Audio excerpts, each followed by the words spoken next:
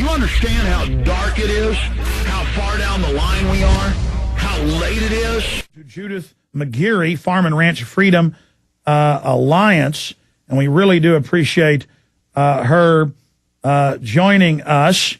And, for folks that don't know who this organization is or don't care about farms and ranches, listen up. This affects everybody. This is the corporate control grid that is taking place. Judith, tell us about the organization and your position there for folks that may not know about that. Thanks so much for having me on, Alex. I appreciate it. Thank you for coming on. Our organization was founded about 3.5 years ago when I left my legal practice and got together with a group of other farmers and ranchers to create it. And the idea is that we need a food supply that is provided by small, independent farmers scattered all over this country rather than this huge corporate monopoly that we're rapidly heading towards for our food, which is a basic necessity of life for everybody. Well, we have the United Nations Population Fund meeting back in 1996 in Beijing, China, and they said, we will use food as a weapon. And they said, we're going to take control of the world's heirloom seeds, their food supplies. We're going to have pharmacological crops that make you take the vaccines every time you eat. People don't know they can engineer that into the crops to grow whatever mind-altering chemical or vaccine they want. They're trying to force the world to take on GMO. They're trying to make a chicken farmer put a $20 tag on a $5 chicken, but then Tyson and others are exempt. They have group tags for every couple hundred chickens. They want you to waive your rights, for those that don't know, with the premises ID. And this is all color of law. I've also read they're buying off the farm and ranch groups, giving them millions of dollars, even to local chapters, to then intimidate their members into doing it. They're arresting as publicity stunts all over the country. At the county fair, you'll have the champion pig or horse or goat or steer. And they do this on purpose, I've read, where they'll always do it to the person they pick as the winner. Then they'll say, oh, sorry, on stage, you don't get the blue ribbon now. Then they have the police take you off grounds saying you hadn't registered your premises. It's not law, but it's the policy. So they're creating a giant hoax that it's illegal and you've got to do this, just like there's a hoax you've got to take vaccines. Judith, you're the expert on this. Break it down for us. Well, the sad thing is, actually, it takes a lot less than that to intimidate most people. The sad truth is they're giving a few 100,000 out, and they're kicking people out before they ever get to the stage. And people are far too quick to fall in line, is the sad reality. What they're talking about is that anyone who owns even one livestock or poultry animal, and this includes anybody out there who wants to raise their own food, who's been looking into the idea of having an independent food source, either that they raise or that they get from their neighbors, has to register with the government, tag each animal, in most cases using the RFIDs or the microchips, and then report their movements to the government within 24 hours. So you're talking about something that would put, someone raising food under more government surveillance than a sex offender. And they admit, I should add, it started in Australia, as you know. They're now using the Homeland Security, NSA military satellites dialed into the land management people. So folks who live in Utah and other places, or Colorado, where you get harassed by the bureaucrats on your private property, that's now coming to Texas, Kansas, Michigan, Florida. It doesn't matter. And we're not joking. They're forming SWAT teams in all these federal and state groups. They're pulling guns on people at their own ponds, fishing. They're arresting Amish people, arresting people selling eggs on street corners. They've introduced bills to restrict organic farming. In Tulsa, Oklahoma, they're talking about making you get a license to have a home garden. That was in the Tulsa News. I mean, you cannot paint a strong enough picture of how evil and insidious all of this is. I hope the listeners understand this is coming down like a ton of bricks right now. It's gaining speed fast. I mean, these are plans that they've been working on for literally decades. It's not new. It's not because of mad cow disease or avian flu or swine flu. Depending on who you talk to, they come up with a new reason. These plans have been around for decades, but they're really gathering steam now, and there are a lot of folks in Congress who are bound and determined to shove this down our throats.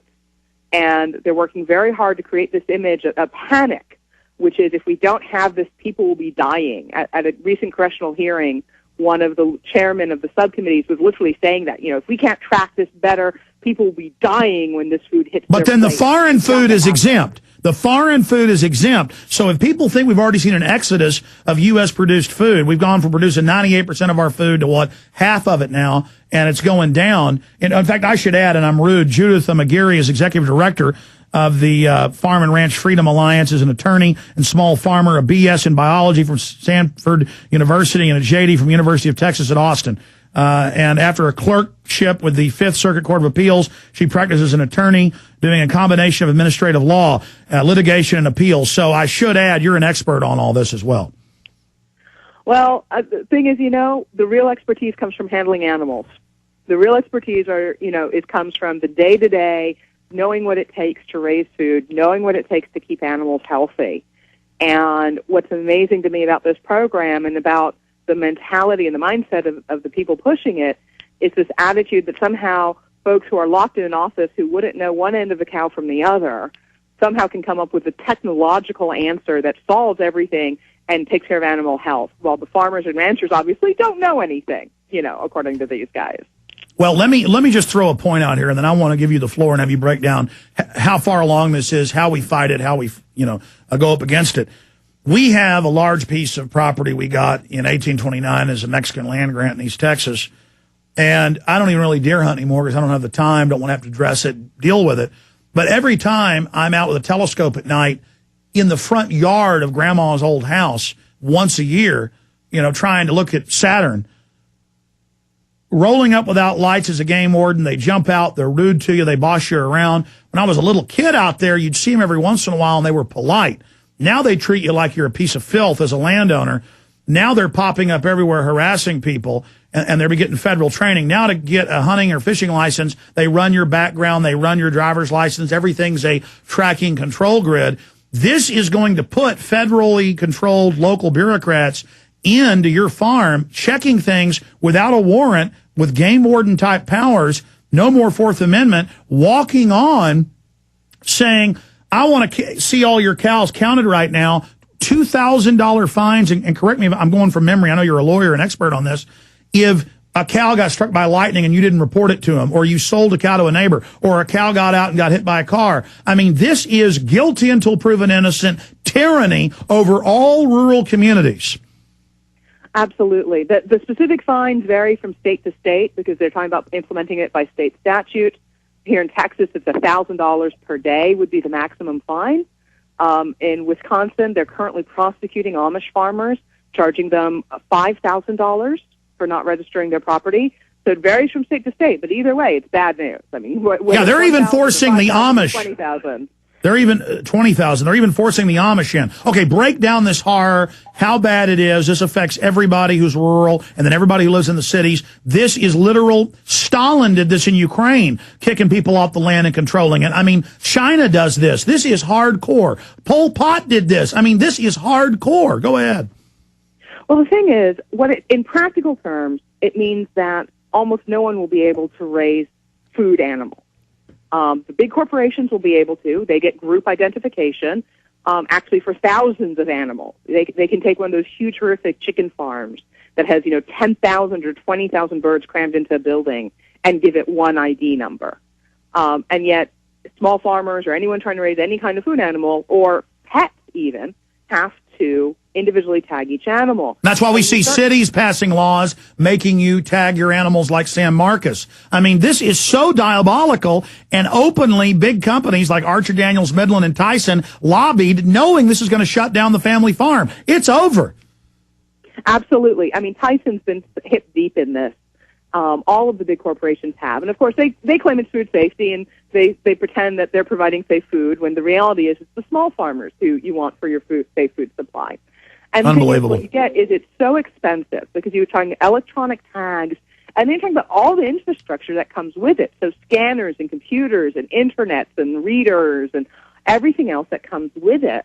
And keep in mind, the last census showed that 48% of farmers don't even have any internet. So can you imagine having chickens and a game warden type punk in a uniform, but they're hiring nothing but the socialist and phony environmentalist, carbon showing up and literally cornering you? You got 5 chickens right here. You're going to jail, or here's a $20,000 fine. This is already happening. Man, I'm sorry. Go ahead. It just makes me so angry. It should make you. It should make all of us angry. I have to sort of learn not to go crazy over it, because otherwise I'd have been locked up about 3 years ago. We're going to beat them. Keep going. We have to beat them, because the reality is, if you can't afford to raise food animals, then you stop raising them.